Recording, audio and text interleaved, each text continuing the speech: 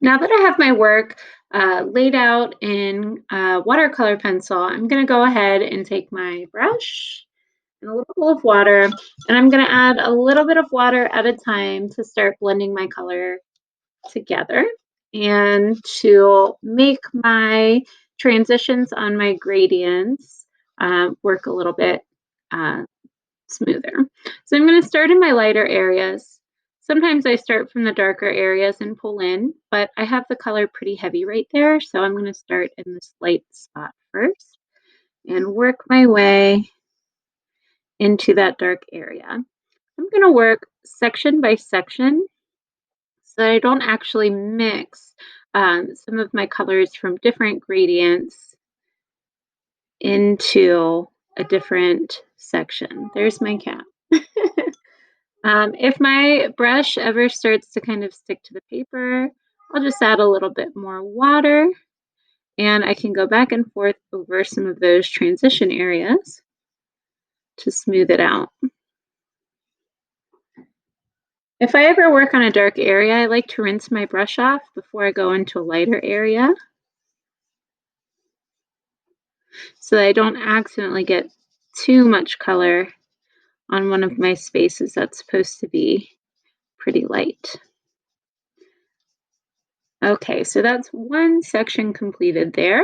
So then I'm going to work my way around my work to finish blending in my sections. Starting with my lightest area and working my way into the darker spots. Just a little bit of water is key, especially since we don't want to overwhelm our paper by having too much water that can't be absorbed, and then you'll have colors bleeding into some of your other areas. Gonna rinse my brush off and continue working around.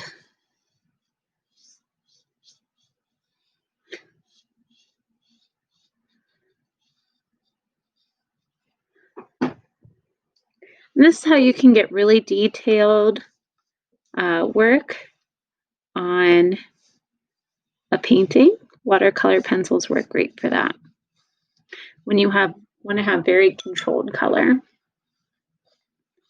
So once I get up to my red areas, I'm going to use the very top of my brush and try to go around those a little bit while still blending my blues together.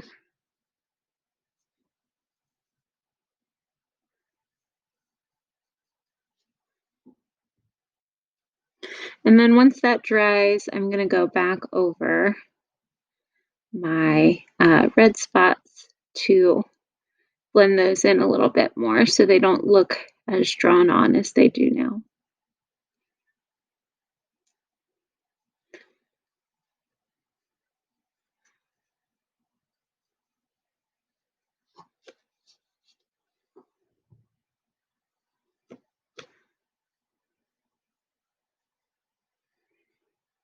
And again, I'm working one section at a time so that I don't accidentally bleed into other colors that I don't necessarily want in this section on this tentacle here.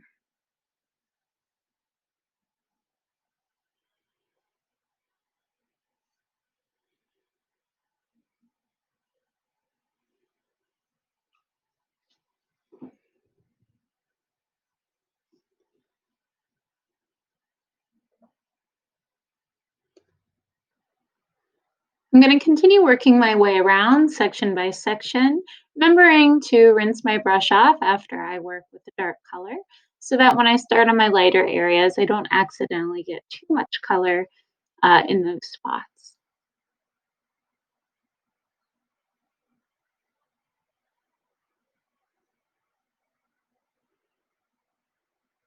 I love seeing how the colors start to really mix together and give your work a nice painted look with very smooth transitions. Here I'm working from light to dark, working into my darker blue to make it look like a shadow. Now for my favorite part, I'm going to blend the red into the blue. And once I add the water, those colors really start to pop. I went around the eye because once this is dry, I'm going to go in with another material and outline that so that it really stands out. I'm just going over my little dots so that they also have a very, very small gradient. That happens because when I add just a little bit of water, that dark ring that I had around the edge gradually blends into the lighter center.